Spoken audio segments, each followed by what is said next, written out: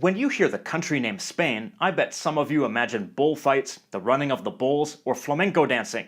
Sure, those things exist in Spain, but there's a whole lot more to learn about the country than that. So, let's go!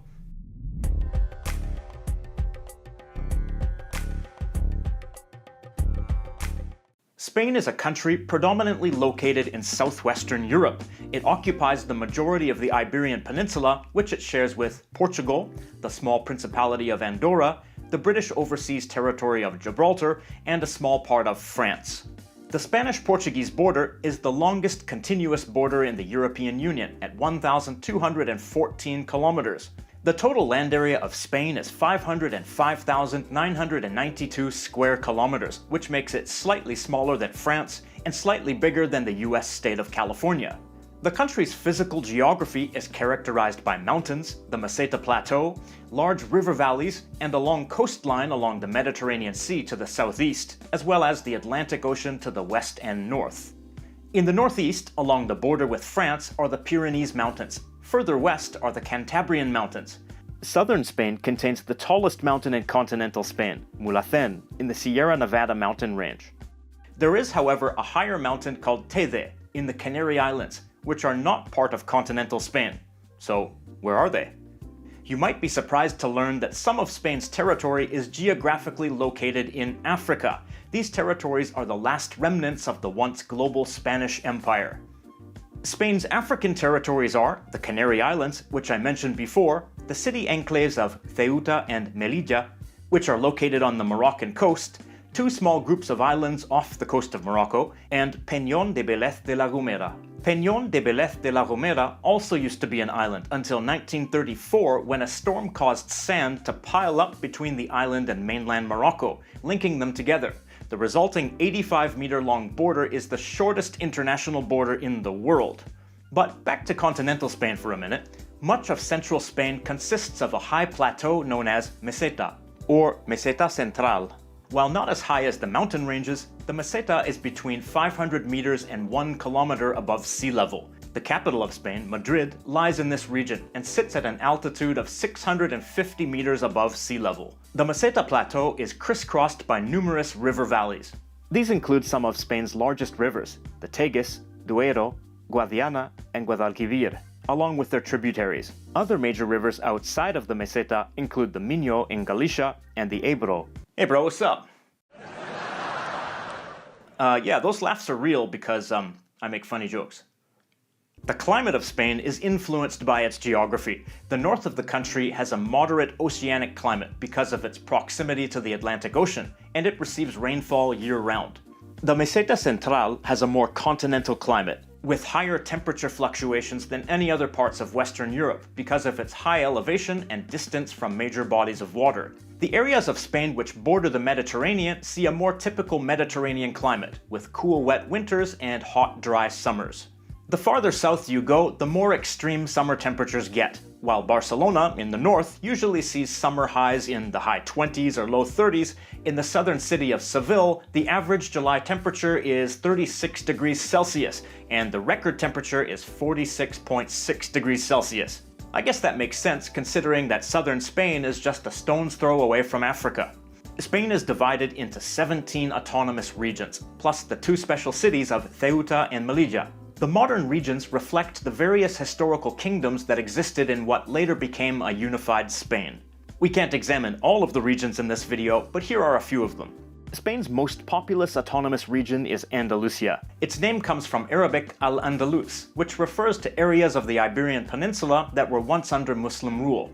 Andalusia was a battleground between Christian and Muslim forces until 1492, in the final stages of the Christian reconquest, or Reconquista. The Catholic rulers built many monumental churches in territories they reconquered, which can be seen in the cities of Seville and Granada. However, the region also contains spectacular Islamic architecture that reminds us of Al-Andalus, such as the Alhambra Palace in Granada. With 7.6 million inhabitants, Catalonia is the second most populous region in Spain. The population is densely concentrated on the coast, where you will find Barcelona, Spain's second most populous city.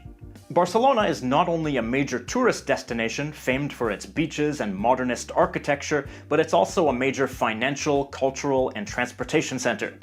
Spain's longest river, the Ebro, reaches the Mediterranean in Catalonia. In Catalonia, a regional language called Catalan is spoken alongside Spanish. Catalan is also spoken in the regions of the Balearic Islands and Valencia, though many Valencians consider their variety a separate language and refer to it as Valencian. There might be lots of comments in the comments section saying, "We don't speak Catalan," with anywhere between 3 and 57 exclamation marks. Another region of Spain which has its own distinct regional language is Galicia, where the Galician language is spoken. It's more closely related to Portuguese than it is to Castilian Spanish. Portugal actually began as a county of the Kingdom of Galicia before it became an independent kingdom and expanded southward into much of its current territory. There's also the Basque Country. The remote Basque Country's rugged terrain has kept its population relatively isolated and safe from outside invasion. As a result, it maintains a distinct Basque culture and language, though only a minority of ethnic Basques are proficient in the language today. As you can see, in Spain, regional identities often coexist with the national one, and about a quarter of the people speak a regional language as their first language, though they speak Spanish from a young age as well. Another of Spain's regions is the autonomous community of Madrid, where the capital city Madrid is located. The first documented history of the city goes back to the 9th century when it was under Moorish rule. Then it came under Christian control in the 11th century as part of the Reconquista. It was made the capital of Spain in 1561, after which it began to grow into a huge city. Today, it's the second largest city in the European Union, with 3.4 million people in the city proper and a metropolitan population of 6.7 million. Unlike many European capitals, it's not located along the coast or on a major navigable river. Madrid was made the capital partly because it lies in the center of the country, but apparently also because the monarchy enjoyed the hunting there. I guess we all have our priorities. Spain has a population of 47 million, which is around the same as Kenya, Argentina, or Colombia. Around 84% of the residents are Spanish citizens, while the other 16% are non-citizens living in Spain. The largest sources of the foreign population are North African countries, former Spanish colonies of Latin America, China, and other states in the European Union.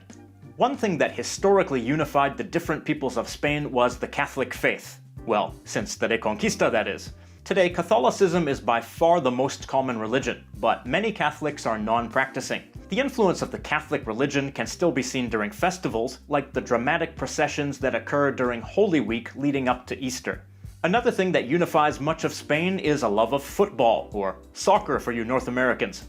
Spain's two most popular football teams, Real Madrid and FC Barcelona, are among the most popular sports teams in the world, and are each valued at over $4 billion. These teams are an important part of Spain's cultural influence throughout the world. Until the 1950s, Spain's economy was primarily agricultural. However, the economy developed rapidly in the second half of the 20th century. Today, agriculture employs just 5% of the population.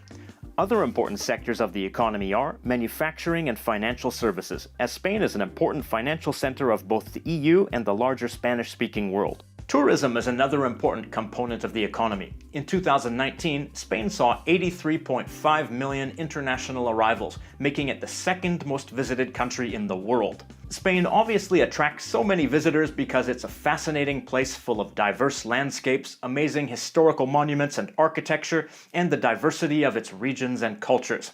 Now, over to you. For people from Spain, what's something you want other people to know about your country? And to everyone else, what's something in this video that you found surprising or interesting? Leave your answers in the comments down below. If you're interested in the Spanish language or regional languages of Spain, check out my videos about them on the LangFocus channel. You can find the links in the description. And if you want to see this channel's videos before anyone else and you want them ad-free, consider becoming a member of this channel. Click the join button next to the subscribe button for more details. If you liked this video, then please hit the like button and have a nice day.